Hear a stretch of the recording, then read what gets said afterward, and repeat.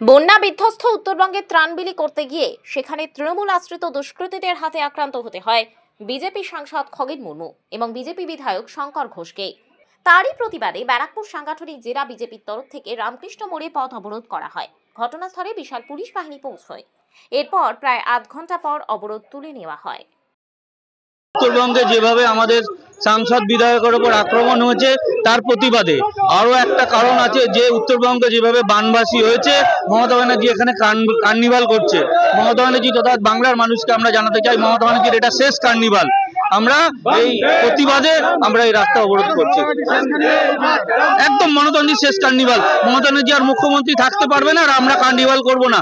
হিন্দু শাস্ত্র মতে রীতিমতি মতে বিজয়ের যেভাবে হয় সেভাবে করব। আমাদের কার্নিভাল আমাদের কালচারের মধ্যে যায় না। কুণাল ঘোষ বলেছেন উত্তরবঙ্গে যারা ত্রাণ নিয়ে যায়নি তারা ফটো সেশন করতে গেছে। কুণাল ঘোষ কোনো ব্যক্তির মধ্যে পড়ে নাকি? কুণাল ঘোষের কথার কোনো জবাব আমি দিতে চাই না।